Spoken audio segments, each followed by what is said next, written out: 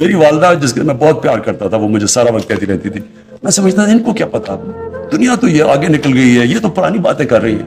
میں تو یہ اندر سے ان کے سامنے والد صاحب کے ساتھ جمعے کی نماز میں بھی چلا جاتا تھا، یہ نہیں پتا کہ نماز میں پڑھ کے رہا ہوں، کہ مانگ رہا ہوں سیدھا راستہ اور لگا ہوں دوسرے راستے پہ. اس لیے میں چاہتا ہوں کہ ہمارے بچوں کو یہ نہ ہو. میں چاہتا ہوں کہ جو ہمارا یوتھ ہے، جو ہماری فیوچر ہے، میں چاہتا ہوں کہ میری نوجوانوں کو سب کو پتا ہو کہ ہم ہیں کیا، یہ کیوں ملک بنا تھا. جو دنیا کا تاریخ کا سب سے عظیم لیڈر نہ کبھی آیا نہ کبھی آ سکتا ہے، جس کو اللہ کہہ رہا ہے اپنا رول ماڈل بناؤ، تو آپ اس کو رول ماڈل تب بنائیں گے آپ کو پتا تو چلے کہ رول ماڈل کی صفتیں کیا تھی. آپ جب تک ان کو یہی نہیں بتائیں گے کہ وہ کیسے اٹھا کے انہوں نے ٹوٹے پھوٹے اربوں کو دنیا کی امامت کروا دی، تو لوگوں پتا تو چلے لوگوں کو کہ وہ کیا صفتیں تھی. ہماری یونیورسٹیز میں، سکولز میں کبھی بھی جب تک ہم ان کو صحیح معنی میں اپنے نبی صلی اللہ علیہ وسلم سے عشق کرانے، ہم عشق کرتے ہیں نا، لیکن ان کی جب تک ہم بتائیں گے نہیں، لیڈر ہی نہیں بن سکتے کہ ان سے بڑا لیڈر آیا ہی نہیں. وہ کیسا لیڈر تھا جس کو دیکھ کے سارے لیڈر بن گئے. ایک کتاب ہے دی عرب کانکویسٹ، انگریز نے لکھی ہوئی ہے. وہ اس کتاب کے اندر بتاتا ہے کہ جو جنرل بنتا تھا وہ جا کے وہ کام کرتا تھا، یعنی کوئی سوچ ہی نہیں سکتا تھا، کسی کا نام بھی نہیں ہوتا تھا جا کے بڑا. یہ سوچ لیں کہ دنیا کی تاریخ کا خالد بن ولید شاید ہی دنیا کی تاریخ میں اتنا بڑا کوئی جنرل آیا ہو. وہ کبھی جنگ ہی نہیں ہارے تھے. حضرت عمر ان کو کہتے تھے کہ نہیں تم چھوڑو کسی اور کو میں کمانڈ دینے لگا. تو یہ اتنے زیادہ عظیم لوگ کیسے بن گئے؟ اس کے اوپر تو ریسرچ کریں، بتائیں تو صحیح کہ وہ کیا صفتیں تھی، ہمارے نبی کی کیا صفتیں تھی کہ انہوں نے ساروں کو لیڈر بنا دیا. تو ہمیں تو سب سے بڑا مسئلہ پاکستان میں لیڈرشپ کرائسس ہے. ہمیں تو لیڈر ہی نہیں ملتے. اب جو پاکستان سے ہوا ہے یہ لیڈرشپ کی وجہ سے یہاں پہنچے. تو ان کی جب ہم بچوں کو، نوجوانوں کو، ان کو آگے سے جب، اور یہ تو ہم دھوم دھام سے مچائیں گے، اور میں اپنے سارے ایم این ایز کو، سارے منسٹرز کو کہہ رہا ہوں کہ اس ہفتے میں آپ نے پوری طرح شرکت کرنی ہے، حصہ لینا ہے. ایک ایسا ربیع الاول بنانا ہے جو کبھی پاکستان کی تاریخ میں نہیں بنا. یہ تو دوسری ہے فحاشی. اب دیکھیں یہ جب انسان فحاشی کی بات کرتا ہے تو یہاں ایک طبقہ ہے کہتا وہ اپنے آپ کو لبرل ہے، وہ شور مچا دیتا ہے کہ جی دیکھیں بہت بڑا ظلم ہو گیا، یہ کیا باتیں کر رہے ہیں، یہ پتہ نہیں ہمیں پیچھے لے کے جا رہے ہیں، کس طرح کی باتیں کر رہے ہیں، اور وہ کہتے ہیں اپنے آپ کو لبرل ہے. دیکھو میں 18 سال کی عمر میں جب وہاں گیا تو میں پھر سے آپ کو بتاؤں کہ انگلینڈ میں اس وقت ایک بڑی تبدیلی آ رہی تھی. ایک sex, drugs and rock and roll revolution تھی جو آ رہی تھی، اور وہ اس نے ان کا سارا معاشرہ تبدیل کر رہا تھا. تو میں اپنے یہ جو لوگ ہیں یہاں، کیونکہ یہ مغربی معاشرے کو جانتے نہیں ہیں، میں وہ آدمی ہوں جو اندر رہ چکا ہوں، جس کو اپنایا، جس کی بچے بھی وہاں ہیں، میں اس کو اندر باہر سے جانتا ہوں.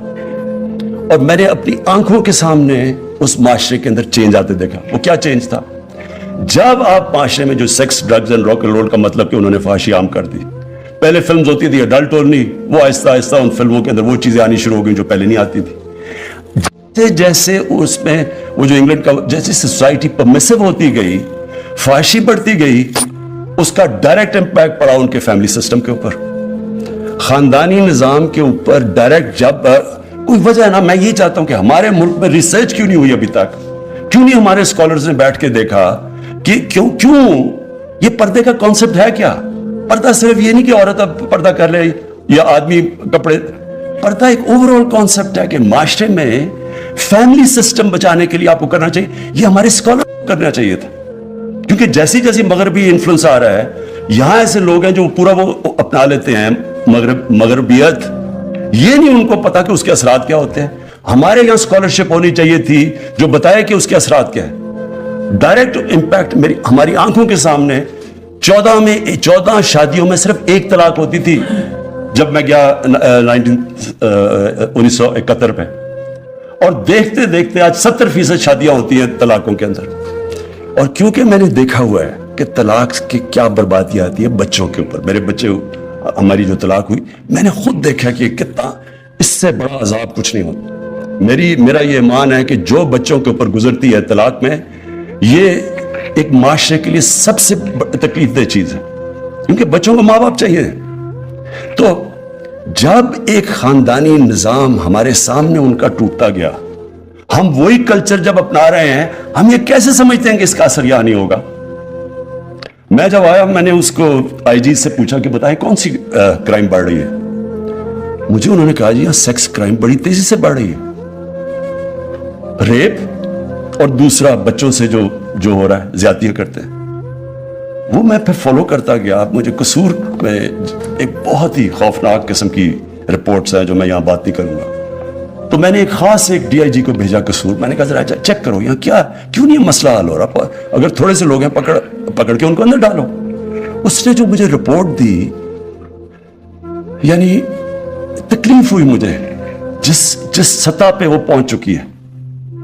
پھر خیر ہم نے کوشش کی, کوشش کی کہ ٹیچرز کو, پروفیسرز کو, لوگوں سے بات کریں, اس کو فائٹ کریں. لیکن آہستہ آہستہ مجھے یہ پتا چلا کہ ہمارے معاشرے میں کوئی اسکالرشپ ہی نہیں ہے یہ بتانے کے لیے کہ یہ جو چیزیں آ رہی ہیں وہ آتی کدھر سے, ہالی ووڈ سے جاتی ہے بالی ووڈ, ادھر سے کلچر آ جاتا ہے یہاں. کبھی کسی نے یہ پوچھا کہ ہالی ووڈ کے اندر اس کلچر کی وجہ سے خاندانی نظام پہ کیا فرق پڑا ہے؟ ایک شادی کی اوسط ایوریج لائف سپین ہے 2.5 سال چلتی ہے وہاں شادی. جب آپ وہ ایک اپنا لیتے ہیں, آپ ایک لائف سٹائل اپنا لیتے ہیں, تو اس کے کانسیکوینسز ہیں. اور ہمیں چاہیے کہ ہمارے یہاں اسکالرز بیٹھے ہوں جو بتائیں تو صحیح دنیا کو, بتائیں ہندوستان میں کیا افیکٹ ہو رہا ہے. ہمارے سامنے ہندوستان میں فلمیں بدلی ہیں, پہلے کیا ہوتی تھی کرتی اب یا کیا پہنچ, کسی نے بتایا کہ ہندوستان میں اس کا کیا افیکٹ ہو رہا ہے؟ تو جب تک ہم اپنے یوتھ کو بتائیں گے نہیں کہ یہ تو طرز زندگی ہے, آپ کی چوائس ہے, لیکن ہم بتائیں تو صحیح کہ اس کا یہ اثرات ہوں گے آپ کے معاشرے کے اوپر. تو میں تب سے مجھے یہ خوف آنا شروع ہوا کہ ہم یہ کیسے سیکس کرائم کو فائٹ کریں. میں نے جب ان سے پوچھا, میں نے کہا جی سیکس کہ کتنے لوگ آپ پکڑتے؟ جب پکڑے دیکھیں تو بہت کم ہے. اس نے کہا جی جی لوگ شرم سے نہ عورتیں بتاتی ہیں نہ بچوں, خاندان بتانا چاہتے ہیں کہ جی ہوا کیا ہے. ایک بڑا ریپ کیس ہوا, میں خود فالو کر رہا تھا اس کو. میں نے آئی جی سے پوچھا کیوں یہ آدمی یہ نکل کیوں گیا؟ کہتا جی وہ جو خاتون ہے وہ کہتی ہے میں نے نہیں اس کے رپورٹ درج کروانی. اس کو اتنی شرم ہے, وہ دبانا چاہتی ہے. تو گورنمنٹ کیا کرے پھر؟ آپ ایکشن ہی نہیں لے سکتے ان کے اگینسٹ. تو کرپشن, اس سے بھی معاشرہ لڑتا ہے, قانون سے نہیں آپ لڑ سکتے. اور یہ جو سیکس کرائم پھیلتی جا رہی ہے, یہ معاشرہ اس کا مقابلہ کرتا ہے. اس پہ سارے معاشرے کو فیصلہ کرنا پڑتا ہے. اور اس کے اندر ہماری اسکالرز کی, ہمارے عالم کی بہت بڑی اب ذمہ داری آ گئی ہے.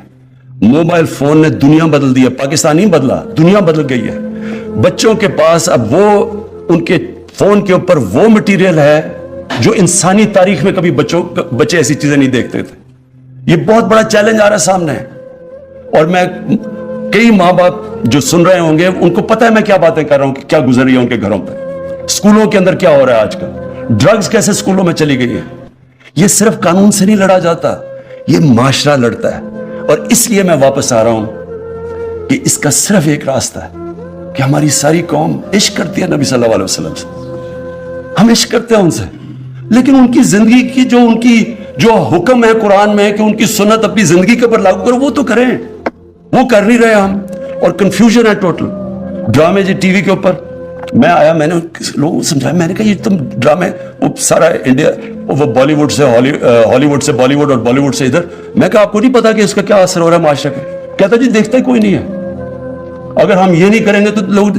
میں نے پھر جا کے پریزیڈنٹ اردوغان سے اس کا وہ جو ارطغرل ڈرامہ لے کے آیا یہاں, اس لیے لے کے آیا ان کو بتانے